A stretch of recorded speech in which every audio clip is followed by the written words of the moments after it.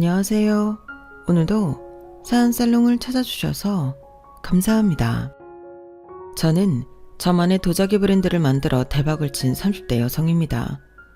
저는 도예과를 졸업해 국내 도자기 회사의 디자인팀에서 12년간 근무를 하다가 퇴직 후 저만의 브랜드를 만들었어요. 그리고 브랜드를 런칭한 지 6개월 만에 대박을 쳤죠.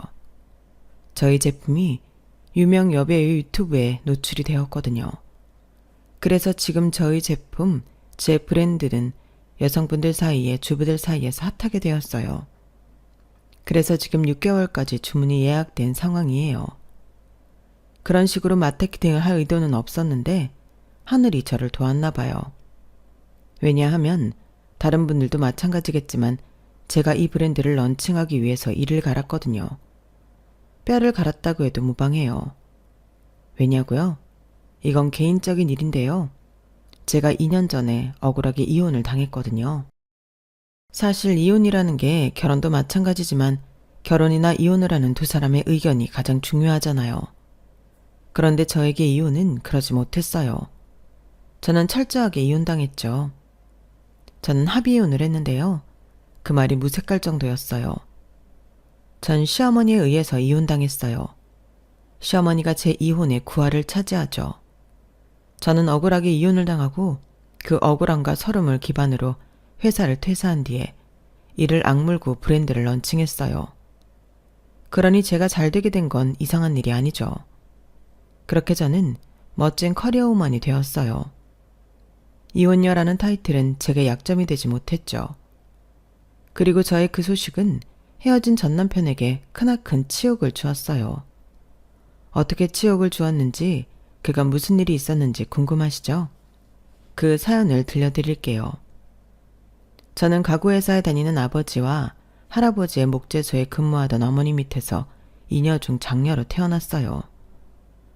외할아버지의 목재소가 오랫동안 아버지가 다니던 가구회사와 거래를 했거든요. 그래서 그 인연으로 만나 이 두 사람이 결혼을 하게 된 거예요. 어머니는 아버지와 결혼을 한 뒤에 할아버지를 떠나 주부로서 아버지를 내조하는 데 전념했어요.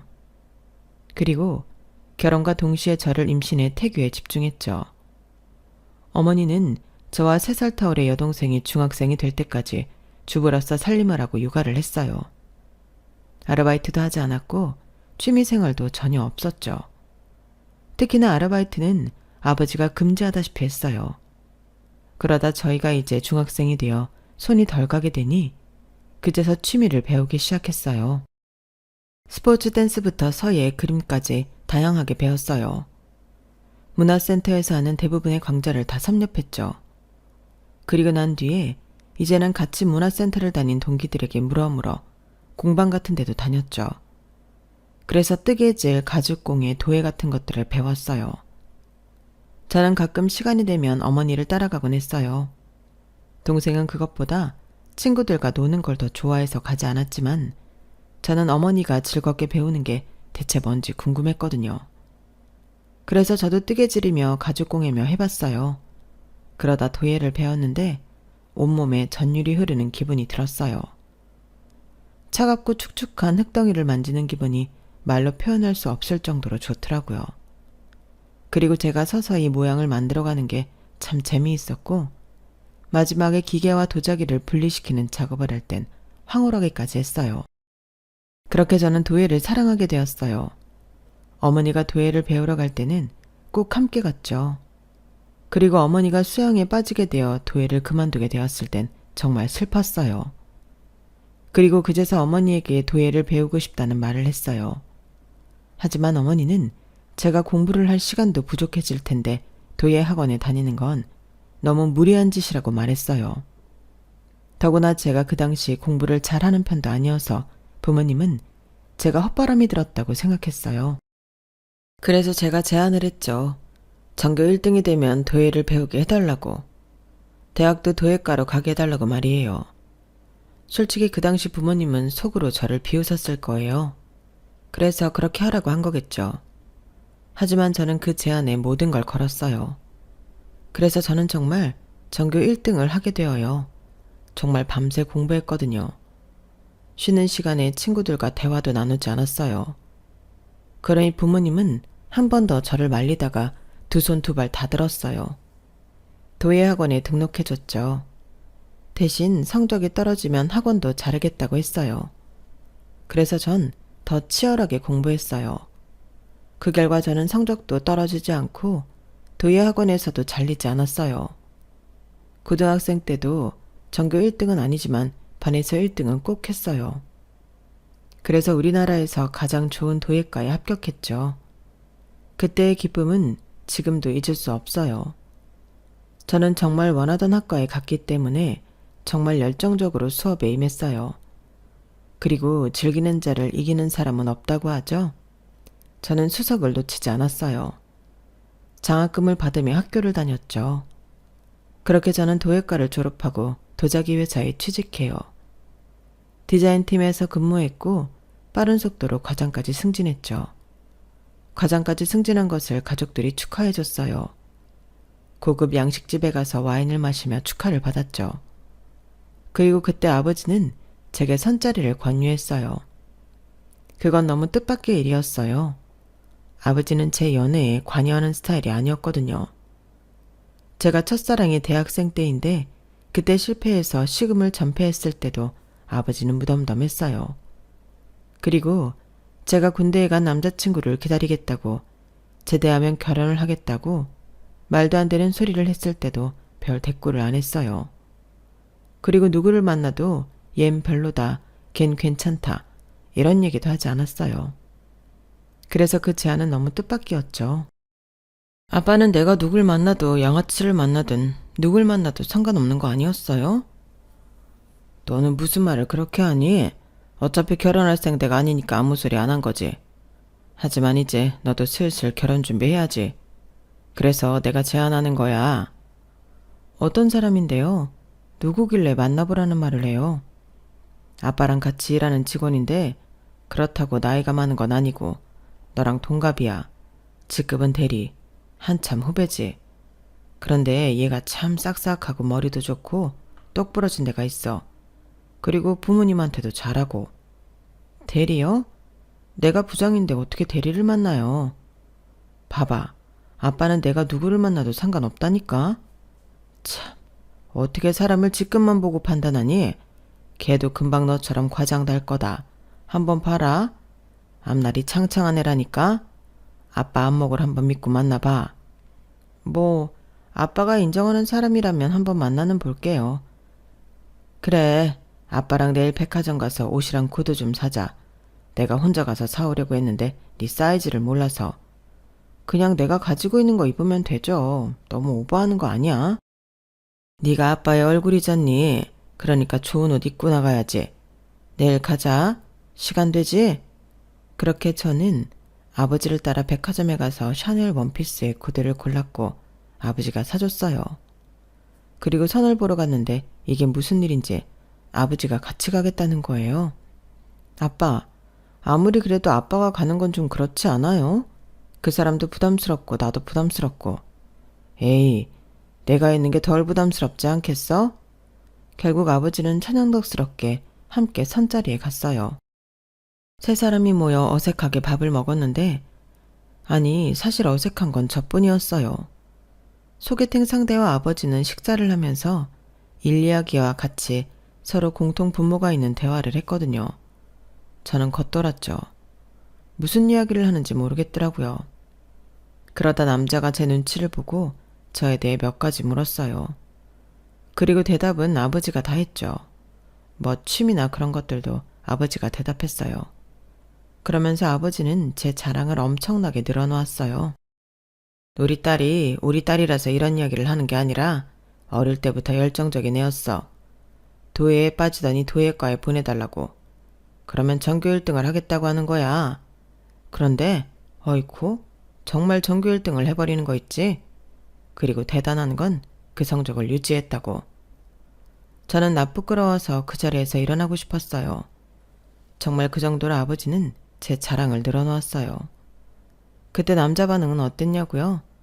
당연히 직장 상사가 하는 말인데 고분고분 들었죠. 맞장구도 치고요. 그렇게 식사 시간이 끝나고 아버지는 자리를 피해 주셨어요. 그래서 둘이서 커피를 마시며 대화를 했고 나와 보니 아버지가 차에서 기다리고 있어서 아버지 차를 타고 귀가했어요. 어때? 괜찮지? 사람은 괜찮은 것 같던데요. 선하고. 그래? 그럼 날 잡을까? 네? 뭐가 그렇게 급해요? 괜찮으면 날 잡는 거지 뭐. 너도 나이가 있는데 애도 생각하면 금방금방 해야지. 저는 솔직히 아버지의 그 말이 그냥 하는 말이라고 생각했어요. 그래서 일단 좋은 사람 같으니 편하게 몇 번 더 만났죠. 그렇게 한 달쯤 지났을까요? 아버지가 날짜를 잡아온 거예요. 저를 서재로 부르더니 이 날짜 중에 어떤 날짜가 좋겠냐고 물어보더라고요. 아니, 얼마나 만나봤다고 날짜를 잡아요. 쇠불도 당김에 빼라고. 좋을 때 얼른 날 잡아야지. 왜? 성현이가 별로냐? 누가 별로래요? 제 말은 너무 급하다는 거죠. 둘이 좋으면 됐지 뭘 그래. 성현이도 보니까 너한테 완전히 빠졌더만. 그리고 너 어릴 때 군대 제대하자마자 결혼했다고 한 그놈도 석 달만 하고 나한테 그런 말 했잖아. 지은아, 너 이제 어린 나이 아니다. 물론 나이가 들어서 이것저것 재보는 거겠지만 지금이 결혼하기 나이도 적당하고 1년만 지나면 너 노산하고 그땐 늦어. 좋으면 빨리빨리 해. 아빠, 좀 이상해요. 원래 뭐든 이렇게 급하게 결정하는 사람 아니잖아요. 그래, 내가 다 아니까 그러는 거야. 넌 내 딸이니까 알고 성현이는 같이 일해본 시간이 기니까 알고 둘 다 성품 훌륭하고 미래 창창하고 더할 나위 없이 좋은 짝 같으니까 그렇지. 아빠가 언제 허튼 일로 밀어붙이는 거 봤어? 그야 저도 그 사람이 영 아닌 건 아니었어요. 오히려 좋은 사람 같았죠. 배려심도 깊고 다정하고요. 특히나 사람이 순한 게 좋았어요. 그래서 저는 남자에게 상황이 이렇다는 걸 말했어요. 그러니 남자는 이미 알고 있더라고요. 그러더니 자기는 좋다고 결혼하고 싶다고 하더라고요. 그렇게 저희는 만난 지 한 달 만에 날짜를 잡았고 아버지가 전세자금을 마련해줘서 집도 구했어요. 그 후에 상견례를 했죠. 시아버지는 구청 사회복지과에서 근무하는 5급 공무원의 조용조용한 스타일이었어요. 그리고 시어머니는 복장도 그렇고 언행도 그렇고 소박한 분이었어요. 아버지는 상견례 자리에서 대놓고 본인이 전세자금을 줘서 집을 구했다고 말했어요. 그러니 나머지는 부탁한다고 말을 더했죠. 그러자 시부모님은 고개를 숙여가며 감사를 표현했어요. 분위기가 좋은데 이런 말씀 드리기가 송구스럽습니다만 제가 하나 부탁을 드리겠습니다. 아무래도 제가 성현이와 같은 직장 같은 부서에 근무하고 있지 않습니까? 그런데 저희가 이제 가족이 되어 장인어른 사위관계가 되면 같은 직장 같은 부서에서 일하는 게 조금 불편할 겁니다. 그래서 부탁드리는데 성현이가 일을 그만두는 게 어떨까 싶습니다. 성현이는 아직 앞날이 창창하니 아직도 빠를 거고 이직을 한다면 제가 뒤에서 열심히 도울 겁니다. 그리고 만에 하나 다른 일을 한다고 해도 서포트 할 겁니다. 어떻습니까? 그 말에 저도 당황했고 시부모님도 당황했어요. 그러자 남편은 이미 아버지의 뜻을 알고 있었는지 담담하게 말하더라고요. 걱정 마세요. 오래전부터 하고 싶었던 사업이 있어요. 구상은 오래전에 끝났고 투자가 걱정이었는데 아버님이 도와주신다고 했어요. 들여보니 아버지가 남편에게 투자 명목으로 사업 자금을 5억이나 준다고 했어요. 저는 그 또한 놀라서 아버지를 쳐다봤죠. 그러자 아버지는 태연하게 그럴 생각이라고 말했어요. 그러자 시부모님은 안심을 한 듯 다시 고개 숙여 감사를 표현했어요. 갑작스럽게 진행된 결혼인 만큼 여러 시행착오가 있을 줄 알았는데 결혼은 순조롭게 진행되었어요. 그리고 남편은 약속한 대로 결혼한 뒤에 퇴사를 했고 사업자 등록을 마친 뒤에 사업을 시작했어요. 그런데 지금쯤 되면 여러분들이 의문이 드실 텐데요. 저희 집이 부자인 건 아닌가 하는 의구심이 드실 것 같아요. 결론적으로 말하자면 네, 그럴지도 모르겠어요. 저희 아버지가 유산으로 1만 평 땅을 소유하고 있거든요. 그리고 그 1만 평의 땅을 임대 주고 있어요. 그래서 매달 월세를 받는데 게다가 저희 아버지는 가구 회사의 상무직을 맡고 있으니 저와 제 여동생은 부족함 없이 컸죠. 한 번도 살면서 모자란 게 없었던 것 같아요.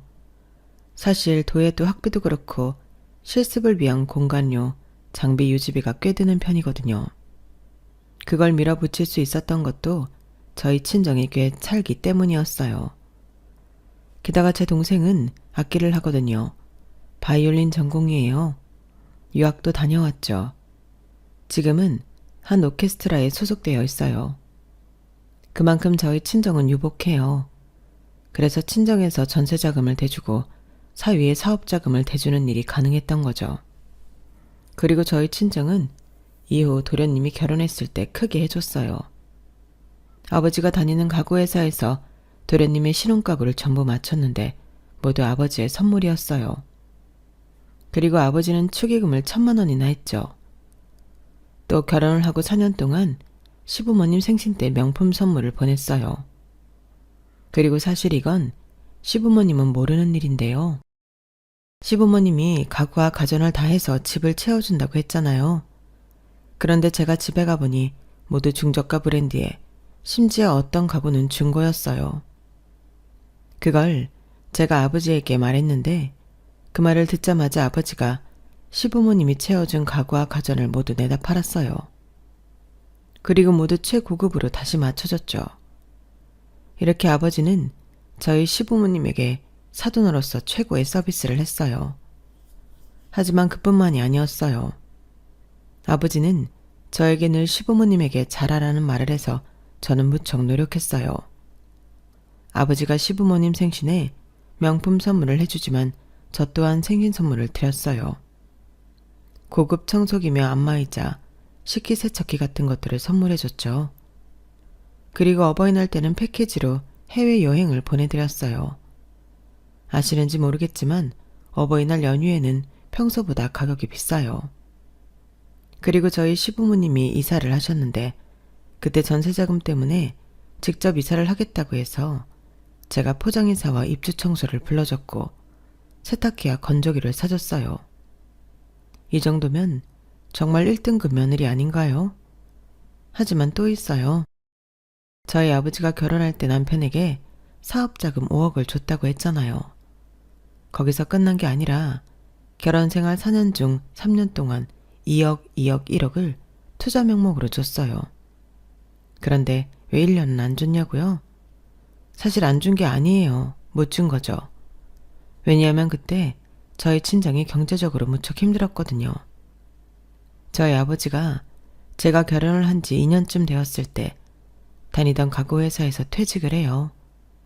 그 후에 소유한 땅이 있던 지역으로 귀촌을 해 1만 평을 농사짓기 시작했죠. 사실 무척 무모한 일이었어요. 제대로 농사에 대해 공부하지 않고 밀어붙였으니까요. 토양 분석도 하지 않았고 그러니 작물 선택도 적절하지 못했어요. 게다가 날씨도 도와주지 않았죠.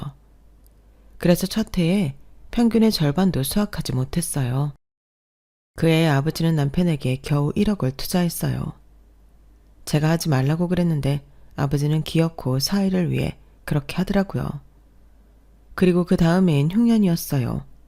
수입은 무슨, 인건비에 이래저래 나가는 돈을 따지면 마이너스였어요. 그 돈으로 생활하기에도 빠듯했어요. 그러니 투자할 돈이 있을 리가 없죠. 그래서 이혼하기 1년 전에는 아버지가 남편에게 투자 자금을 줄 수 없었어요. 아버지는 사위에게 투자하는 게 의무가 아닌데도 남편에게 무척 미안해했어요. 그런데 남편은 아버지가 조심스럽게 올해는 투자할 수 없을 것 같다고 말하자 매우 당황해하고 난감해했어요. 그리고 은근히 짜증을 냈죠. 그러게 왜 되도 않는 농사를 하겠다고 해선 농사도 해본 사람이 하는 거예요. 제가 그 전에 말씀드렸죠? 아버님은 농사 체질이 아니라니까요. 차라리 땅을 팔고 사업을 하든지 아니면 그냥 원래 그랬던 것처럼 임대를 줬어야죠. 저는 이렇게 될 줄 알았어요. 이렇게 폭삭 망해버릴 줄 알았다고요. 이제 어떻게 하실 거예요? 아니, 제 걱정을 하는 게 아니라 앞으로 어떻게 하실 거냐고요. 계속 농사 지을 거예요? 계속 망하려고요? 지금이라도 다시 임대 주세요. 아니면 팔고 다른 일을 하던지요. 뭐 저한테 투자해도 되고요. 남편은 제가 아는 사람 같지 않았어요. 생판 모르는 사람처럼 아버지에게 차갑게 말했죠. 아버지는 남편의 말에 상처를 크게 받았어요. 정말 땅을 팔아야 하나 그 고민을 하셨어요. 게다가 남편이 아버지에게 막말을 하고 난 뒤 그렇게 자주 아버지를 찾아가던 남편이 발길을 끊게 되자 아버지는 많이 상심했어요. 제가 혼자 찾아갈 때마다 남편은 뭐 하냐고 물었고 제가 사업으로 바쁘다고 핑계를 대면 그래, 오기 싫겠지. 장인어른이 이렇게 능력이 없는데 창피하겠지. 그런 말을 했어요. 저는 그게 아니라고 정말 일이 바쁘다고 말하며 아버지의 기분을 풀어주려고 노력했어요. 하지만 그 말은 정말 아버지의 기분을 풀어드리기 위해 없는 말을 지어낸 것 아니에요. 남편은 아버지의 투자자가 없게 되자 무척 바빠졌어요. 사업이 휘청거렸거든요. 저희 남편이 배달 대행 서비스 사업을 했는데 저희 지역에만 3개나 있던 사무실이 1개로 정리되었어요. 그리고 다른 지역의 사무실도 대거 정리되었죠. 직원 수도 절반으로 줄었어요. 그러니 수입은 말할 것도 없었죠. 남편은 회사를 회복시키기 위해서 이른 아침에 출근하고 늦게 퇴근했어요. 그런데 상황은 좀처럼 나아지지 않았죠. 이전보다 매출이 절반 이상 줄어들었어요. 그런데 사정이 이렇게 되니 피해를 보는 건 저였어요. 남편은 제게 밑도 끝도 없이 화풀이를 했어요. 처음엔 저희 부부만의 약속을 대놓고 지키지 않았죠. 사소한 약속들 말이에요. 설거지를 편하게 하기 위해 다 먹고 난 그릇을 물에 담가 놓는 것이나 화장실 변기 커버를 완전히 닫아 놓는 것들을 하지 않았어요. 일부러요. 그리고 나중엔 생전하지도 않던 반찬 투정을 했어요. 맛이 너무 짜다. 이거 너무 싱겁다. 내가 발로 만들어도 이것보다 잘 만들겠다. 그리고 심지어는 보기 좋은 떡이 먹기도 좋은 법인데 제가 만든 음식을 음식물 쓰레기처럼 취급했어요. 그러면서 식사를 거부했죠. 남편은 제가 만든 음식을 먹지 않고 보란듯이 배달을 시키더라고요. 그리고 그걸 치우지도 않았어요. 거실과 부엌에 널브러져 있는 것들을 치우는 건 저였죠. 저는 그런 남편의 모습을 받아들일 수가 없었어요. 사실 남편은요, 그 전까지만 해도 무척 다정하고 저를 많이 배려해줬거든요. 물론 저희가 연애라는 걸 했다고 하기도 민망할 정도로 결혼을 빨리 했지만 그래도 저는 알 수 있었어요. 남편이 다정하고 배려심이 깊은 사람이라는 걸요. 그런 믿음과 확신이 있기 때문에 결혼을 한 거기도 하고요. 그런데 상황이 이렇게 되니 저는 너무 당황스러웠어요. 뭐가 남편의 진짜 모습인지 가늠이 가지 않았죠. 그러는 와중에도 남편은 제가 하는 모든 것들을 오목조목 짚어서 험담을 했어요. 자기야, 그거 어제도 입었던 거 아니야? 아닌데, 어제 옷이랑 다른 옷이야. 참, 자기는 울고든 건지 꿋꿋한 건지 매번 그렇게 비슷한 옷만 입네? 그럴 거면 옷은 왜 사는 거야? 매일 똑같은 것만 입으면 되지. 스티브 잡스처럼. 안 그래? 다른 옷이라니까. 아예 다른 옷이야. 비슷한 구석이 하나도 없는데 잘 봐봐. 아이 참, 가까이 오지 마. 그 덩치에 가까이 오면 놀라잖아. 자기는 이제 항상 저기 멀리 가 있어. 그리고 옷에 대해서 한마디 더 하겠는데 자기가 입는 옷 전부 노티나. 우리 엄마가 입는 옷 같아. 대체 그건 무슨 색이야? 홍시색도 아닌 것이 팥죽색도 아닌 것이. 자기는 그게 정말 예뻐서 입는 거지? 그럼 정말 문제인데. 도자기도 예술 아니야? 예술한다는 사람이 색감 능력이 그렇게 없어서 어떡해?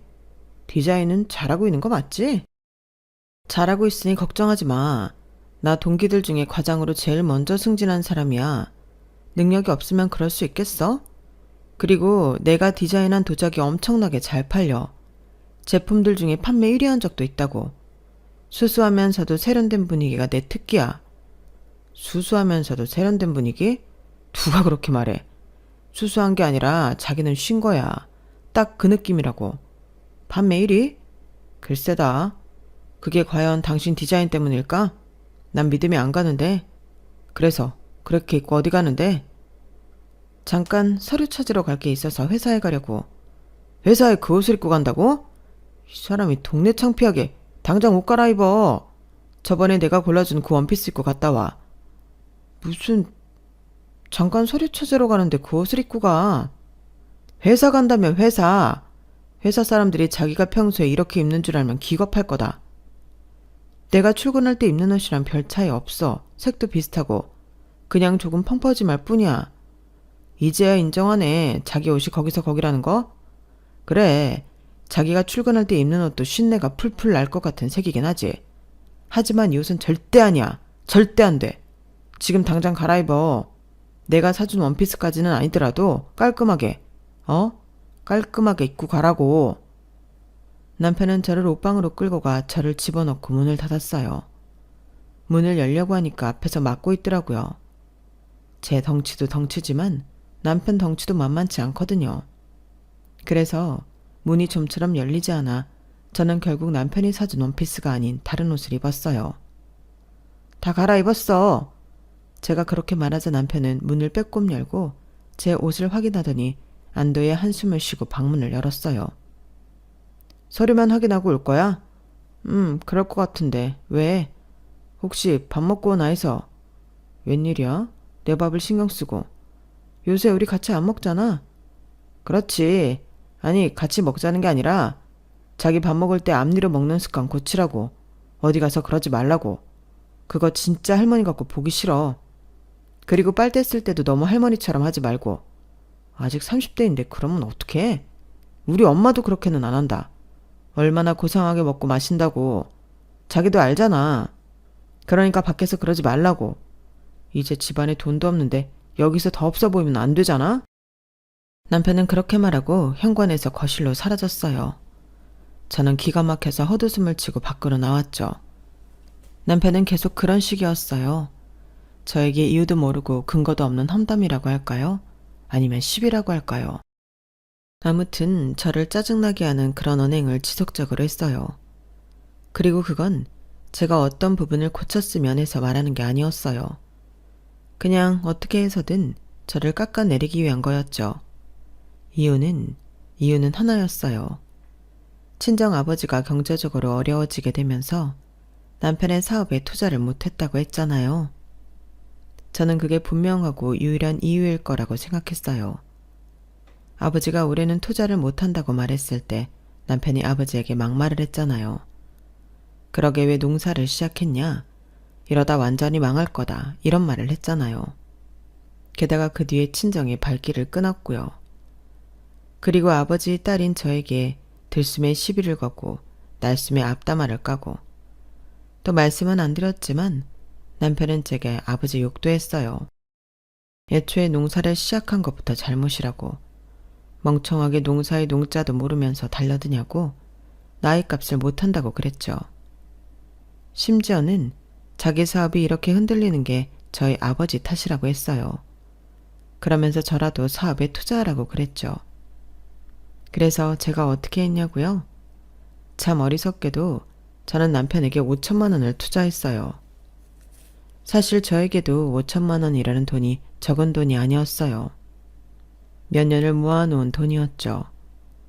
지금 생각해보면 제가 아버지의 소개로 만난 인연이지만 남편을 참 사랑했던 것 같아요. 물론 지금은 후회해요. 왜 그 돈을 빌려줬는지 뭘 믿고 그랬는지 이해가 되지도 않고 이해하고 싶지도 않아요. 더군다나 남편은 제가 준 5천만 원을 가지고도 회복하지 못했어요. 남편의 사업은 더 어려워졌죠. 그러자 남편은 더 난폭하게 굴었어요. 폭력을 쓰고 그랬던 건 아니에요. 더 신경질적으로 저를 대했다는 거죠. 반찬이 이게 뭐야? 이래서 무슨 힘을 내? 최소한 불고기라도 해야 할 거 아니야. 지금 우리가 불고기 먹을 형편이 돼? 군소리 하지 말고 먹어. 뭐? 지금 남편한테 하는 말버릇이 그게 뭐야? 군소리 하지 말고 먹으라고? 너 옛날 같았으면 아주 빈손으로 쫓겨났어. 알아? 정말 재수가 없으려니까. 재수 없으면 먹지 마. 치운다 그럼? 어쭈? 내가 이렇게 된 게 다 누구 탓인데 이렇게 나와? 다 너랑 너희 아버지 때문이잖아. 애초에 너희 아버지가 무식하게 농사에 뛰어들지만 않았어도 니네 집이 쫄딱 망하지도 않았고 내가 이렇게 되지도 않았어. 지금 내 사업이 얼마나 힘들어졌는 줄 알아? 힘들어진 건 알지. 아주 잘 알지. 자기 요새 내 카드만 쓰잖아. 문자 날아오는데 모를 수가 있어? 그런데 그게 왜 우리 가족 탓이야? 왜 내 친정 식구들 탓이냐고. 우리 아버지가 자기한테 투자한 금액만 총 8억이야. 그게 적은 돈이야? 적은 돈도 아닌데 그 정도 하면 됐잖아. 나머지는 자기가 할 일이지. 자기 사업 아니야? 그런데 왜 자꾸 우리 친정 식구들 탓만 하는 거야? 탓만 한다고 뭐가 달라져? 근본적인 문제가 뭔지, 앞으로 어떻게 하면 될지 그런 것들을 생각해야지. 자기 그 생각하고 있어? 내가 볼 땐 아닌 것 같은데. 저는 이번에는 참지 않았어요. 저를 모욕하고 저희 친정 식구들을 모욕하는 남편에게 한 소리를 했죠. 사실 맞잖아요. 아버지가 투자한 8억, 제가 투자한 5천만 원이 결코 적은 돈이 아니잖아요. 그런데 남편은 제가 하는 말을 귓등으로도 안 들었어요. 이게 아주 5천만 원 빌려줬다고 못하는 소리가 없네. 내가 노력을 안 해? 네가 봤어? 봤냐고. 그리고 8억? 네가 사업을 안 해봐서 모르나 본데 8억은 순식간이야. 뒤 돌면 없어지는 돈이라고. 고작 그 정도 투자했다고 떵떵거리면 안 되지. 남편은 여전히 본인 사업이 흔들리는 이유가 저희 아버지 때문이라고 생각했어요. 저는 더 이상 말을 하고 싶지 않아 남편을 부엌에 내버려두고 안방으로 들어갔어요. 남편이 현관을 나서는 소리가 들렸어요. 배째라는 식으로 저는 남편을 찾지 않았어요. 그런데 저를 찾는 사람이 있었어요. 시어머니였어요. 시어머니는 저에게 전화를 해서 남편이 시댁으로 왔고 이런저런 이야기를 하는데 사실이냐고 물었어요. 들어보니 남편은 제가 뱉은 말만 시댁에 전한 것 같더라고요. 하지만 사실은 사실이니 맞다고 했어요. 그러니 시어머니가 한숨을 푹푹 쉬어요. 내가 정말 참고 또 참고 있었는데 오늘은 꼭 말해야 할 것 같구나. 너는 어쩜 사람이 그렇게 매정하니? 네 남편이잖아. 네 남편이 사업을 하면서 그렇게 힘들어하는데 도움을 주지 못할 망정 그런 악담을 하면 어떻게 하니? 내가 네가 한 말을 듣고 너무 놀라서 손이 벌벌 떨리더라. 우리 아들이 네 카드를 쓰고 싶어서 쓰겠니? 그걸 쓰면서도 우리 아들 마음이 편했겠어? 그런데 그런 이야기를 해서 애한테 상처를 주니? 너 원래 그런 애였니? 어머님, 무슨 말을 들으셨는지 모르겠지만 솔직히 상현 씨가 너무 저희 가족 탓만 하잖아요. 맞잖아요. 저희 아버지가 투자를 안 해서 자기 사업이 망했다잖아요. 그런 억지가 어딨어요? 그런 투정이 어딨냐고요. 억지라고? 투정이라고 했니? 너 이런 식으로 우리 아들을 눈치 주고 그랬던 거야? 돈 좀 못 벌어온다고? 예.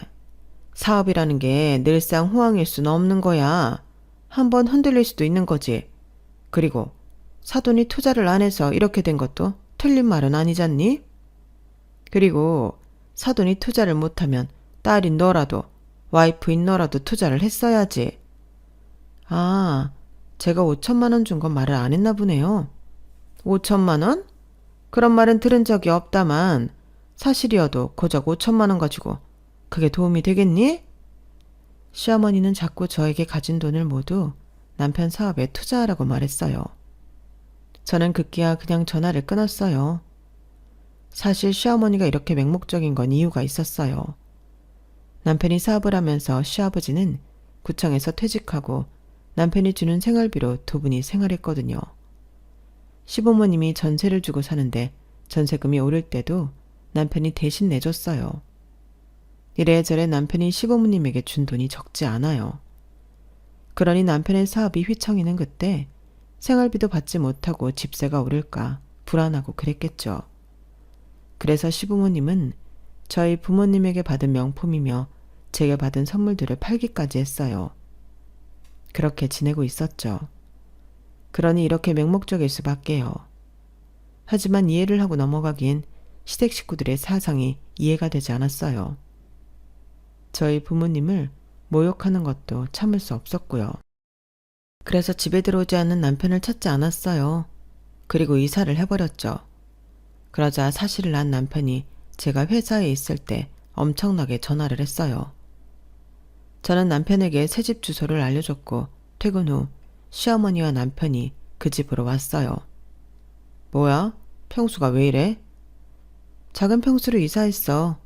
그 집 둘이 살기엔 너무 컸잖아. 물론 지금은 나 혼자 지내지만. 그 집은 완전히 팔았어? 가보니까 다른 사람이 나오던데? 완전히 팔았지. 이제 여기가 우리 집이야. 내가 네 속셈을 모르는 줄 알아? 네가 새 아파트던 그 집 팔고 작고 허접한 집을 구한 이유를 모르는 줄 알아? 사실 제가 더 작은 집으로 이사한 이유는 경제적으로 어려운 아버지를 돕기 위함이었어요. 남편은 그걸 아는 것 같았죠. 그리고 시어머니도 그걸 눈치챈 것 같았어요. 시어머니는 집을 둘러보더니 혀를 쳤어요. 그 좋던 가구도 몇 개는 팔았구나?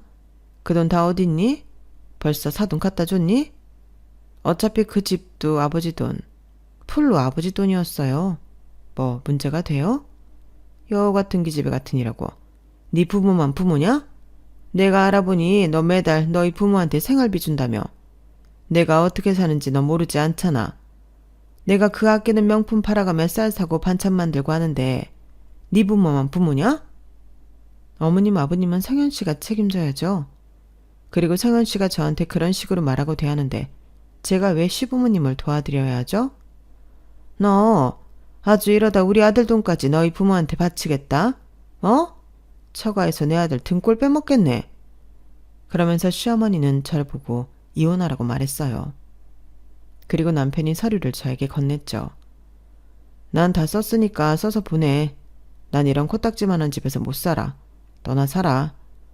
그런 뒤에 남편과 시어머니는 제 욕을 하면서 현관문을 나섰어요. 그렇게 전 이혼녀가 되었어요. 합의 이혼을 한 뒤에 저는 회사를 다니다 1년 전 퇴사를 했어요. 그리고 말씀드렸다시피 제 도자기 브랜드를 런칭했어요. 처음엔 집안에 반대가 있었어요. 너무 무모하게 큰일을 저지르는 것 아니냐고 우려했죠.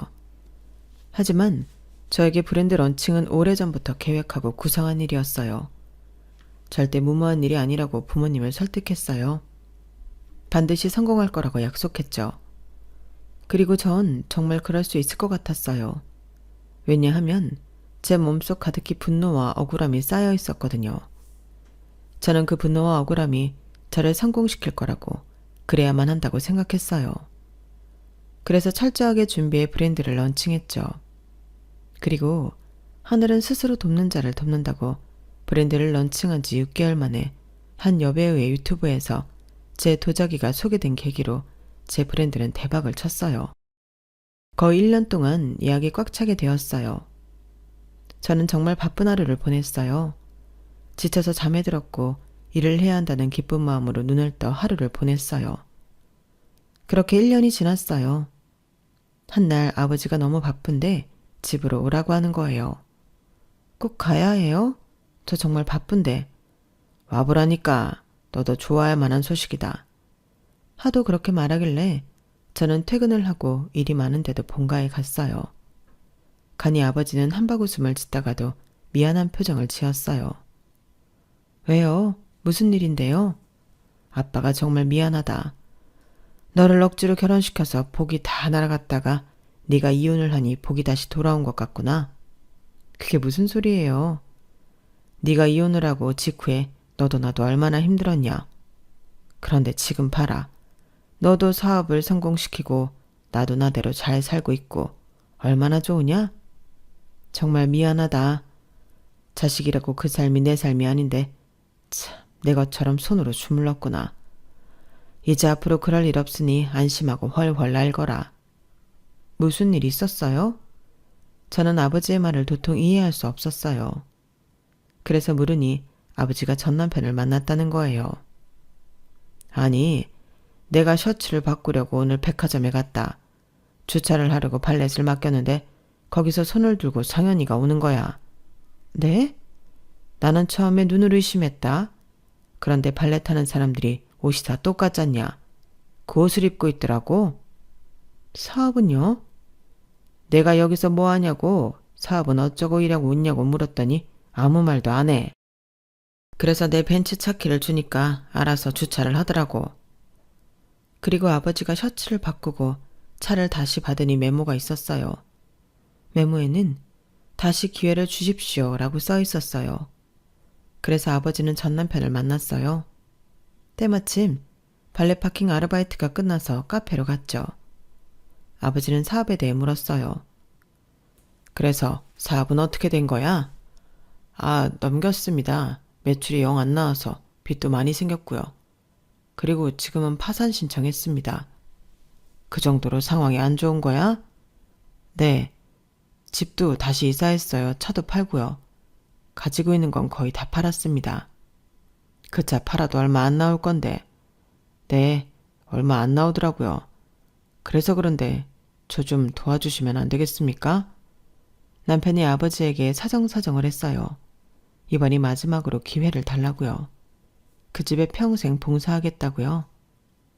그 이야기를 아버지는 차분하게 듣고는 일단 남편에게 사과했어요. 일단 미안하다. 내가 내 욕심에 내 딸한테 좋은 짝을 주겠다고 너희들 결혼 덤프트럭처럼 밀어붙인 거 미안하다. 네? 왜 그런 말씀을? 지금 네 모습을 보니 그 말이 절로 나오는구나. 정말 미안하다. 그럼 저한테 기회를... 아니, 말을 잘못 이해했나 본데 나는 이제 내 딸 인생에 관여하지 않기로 했어. 그리고 네가 네 인생을 망쳤다면, 그렇게 생각한다면 그건 투자 한 8억으로 퉁치자. 비싸게 쳐줬지? 네? 그리고 알고 있는 것 같은데 우리 집은 괜찮아졌네. 괜찮은 정도가 아니지. 아주 살아났어. 내가 가지고 있던 땅말일세, 그 땅에 아파트가 지어지고 도로가 났거든. 그래서 내가 꽤 많이 보상을 받았어. 방금 본 차도 그 돈으로 산 차야. 그것만 있는 줄 알아? 그 아파트 분양권 사서 3년 뒤에 입주해.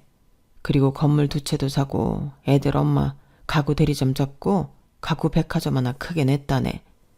그리고 그게 장사가 잘 되더라고. 너도 알지만 나도 그렇고 우리 애들 엄마도 그렇고 아주 오래 가구만 본 사람들이잖아. 어쩌면 그때 네가 나한테 했던 말도 다 맞아. 사람이 잘하는 일을 해야 해. 나는 농사에 무지했고 공부도 연구도 안 했고 흉년을 날씨탓만 했는데 돌아보니 내 탓이더라고. 그때 그 말은 정말 죄송합니다. 제가 그때 머리가 돌았었나 봐요. 아니야, 그럴 것 없어. 정말 네가 맞는 말을 했어. 그리고 내 말에 또 무슨 의미가 있는 줄 아나? 네? 네 사업이 쫄딱 망한 것도 자세히 들여다보면 네 탓일 거야. 아닐 수가 없어. 그렇죠. 다 제 탓입니다. 그렇다고 너무 쫄아서 대답할 것도 없고. 네 부탁에 나는 제대로 대답을 한 것 같은데 왜 자꾸 못 알아먹지? 그러게 진득하게 기다리지. 그러면 내가 또 호구처럼 몇 억씩 투자해 줬을 텐데. 뭐, 네 복이지. 안 그러니? 아버지는 그렇게 말하고 자리에서 일어났어요. 그리고 카페를 나가려다가 다시 전 남편에게 돌아왔어요. 그리고 내가 제일 중요한 소식을 안 전했는데 우리 지은이 사업한다? 자기 브랜드 내서 지금 대박 쳤어. 내가 보상금 받고 3억씩 딸들한테 줬거든. 그 돈으로 사업하고 있어. 나 다음에 지은이한테 연락할 생각이었지? 그런데 아마 연락 안 받을 거야. 내 딸이 요새 정말 무지하게 24시간이 모자라도록 일하거든. 걔가 지금 벌어들이는 수익이 나보다 많을걸? 그러니까 네가 오르지 못할 나무라는 거 내가 힌트 준 거야. 아버지는 그 이야기를 저에게 전해주면서 폭소를 했어요. 그때 성현의 표정을 네가 봤어야 했는데 얼마나 어리빠진 표정이었는지. 참, 사람은 고쳐 쓰는 거 아니라고 그 말도 좀 전해주지 그랬어요. 그렇네. 그 말을 못 전했네. 나중에 혹시라도 너한테 연락 오면 전해줘. 그리고 남편은 속없게도 제게 문자를 보냈어요. 다시 기회를 달라고요. 저는 답장을 하지 않으려다가 전화를 했어요. 남편은 제 전화에 당황하는 것 같더라고요. 아버지한테 이야기 들었어. 아버지 만났다며? 뭐라고 하셔? 그냥 너 만났다고. 발레 파킹 아르바이트 하고 있다고. 사업도 망하고 파산 신청도 했고 그런 이야기 들었지. 지은아, 내가 너한테 미안한 게 참 많다. 정말 내가 너무 어리석었어. 너무 미안해. 다시 한번 기회를 줄 수 없을까? 우리 어른들 속이로 만났지만 좋았잖아. 서로 나쁜 감정 없었잖아. 잘 맞았잖아. 너 나 사랑했잖아. 어떻게 한 번 더 기회를 줄 수 없겠어? 그래, 사랑했지. 사랑했으니까 터무니없는 네 사업에 5천만 원이나 줬지. 그리고 8억씩이나 투자한 아버지한테 진심으로 고마웠지. 그런데 지금까지 내가 너를 사랑하고 있을 거라고 생각했어? 나를 너무 순진하게 본 것 아니니? 기회를 달라고? 나한테나 기회를 줘. 너는 말끔하게 깨끗이 잊어버릴 수 있는 기회. 너는 나한테 잊고 싶은 기억일 뿐이야. 아, 굳이 네가 나한테 도움이 되었던 걸 찾자면 브랜드 런칭에 이를 갈게 해줬던 거? 그건 고마워. 너 아니었으면 나는 엄두도 못 냈을 거야. 그리고 내가 사업을 해보니까 알겠는데 8억이라는 돈? 그거 뒤돌면 없어지는 돈 아니야. 만약 그게 맞다면 네가 사업을 엉터리로 한 거지. 부디 네가 망한 이유를 너한테서 찾길 바래. 저는 그렇게 말하고 전화를 끊었어요. 그리고 남편은 그 이후로 연락이 전혀 오지 않았어요. 쪽팔리겠죠. 그래도 저는 전 남편과 마지막 통화를 한 뒤에 이혼을 당한 것에 대한 서름과 억울함에서 조금 벗어날 수 있게 되었어요. 자유로워졌어요. 여기까지가 제 사연입니다. 여러분들은 자기 인생을 얼마나 자기 힘으로 살고 계신가요? 가장 중요한 일을 다른 사람의 손에 맡기고 계시진 않나요? 여러분들은 저처럼 인생에서 중요한 결정을 남에게 맡기지 마시고 스스로 잘 해나가시길 바랍니다. 진심으로 응원합니다. 제 이야기 들어주셔서 고맙습니다. 항상 건강하세요. 여러분, 사연 댓글에 응원과 현명한 조언 부탁드려요. 좋아요와 구독은 저에게 큰 힘이 됩니다. 오늘도 좋은 일 가득하세요.